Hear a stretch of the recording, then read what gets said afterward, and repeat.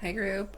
You probably hear, maybe you can hear in the background, but I've got my kiddo behind me. She's watching her YouTube. Say hi. Hi. Okay. So I'm coming in today because I wanted to talk about something that just happened.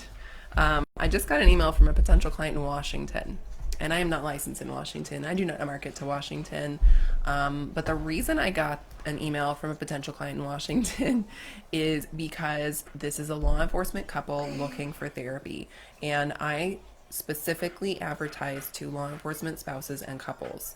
And because of that, I have somewhat frequently gotten emails from people out of state asking if I can see them in their state. And of course, I can't. I'm always looking for people to refer to because it's such a thing that I get enough of them and that I need people to refer to in other states. Now, that said, I think the reason they find me through Google, even though Google likes locations, is because there's a good chance that not a lot of people are specifically marketing to law enforcement couples or law enforcement relationships.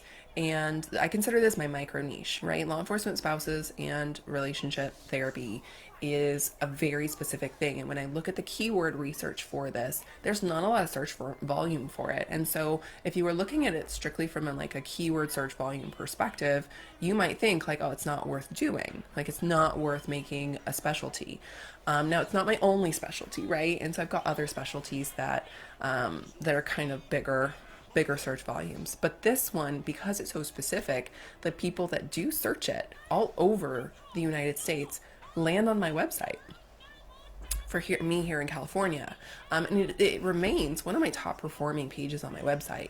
And so when I talk about this idea of like micro niches being magic, is that when you can hone in on a keyword phrase or a small population of people that are searching for therapy with those keywords and with those specific things, then you're likely to get really good results. You're likely to get first page results, even outside your state, which is crazy, right?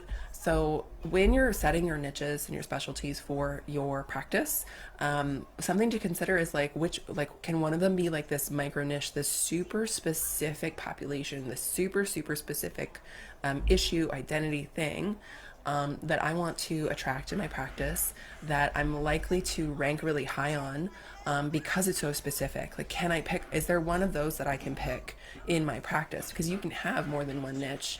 You can have a variety of niches that are kind of, synchronous to each other. And can you pick like a sub niche or a micro niche that's going to really get you seen for your specialty? And if you're having a hard time figuring this stuff out, and maybe you're new in practice, definitely check out Practice by Design. It is on continuous enrollment now. You can join anytime and join us. There's still time to get in for the bonus Voxer one-on-one coaching. So if that's something that's interesting to you, take a peek. I'll drop a link in the comments, and it's there for you when you are ready. Anyway, I hope you enjoyed the live today. Just some thoughts, and I'll see you guys later. Bye.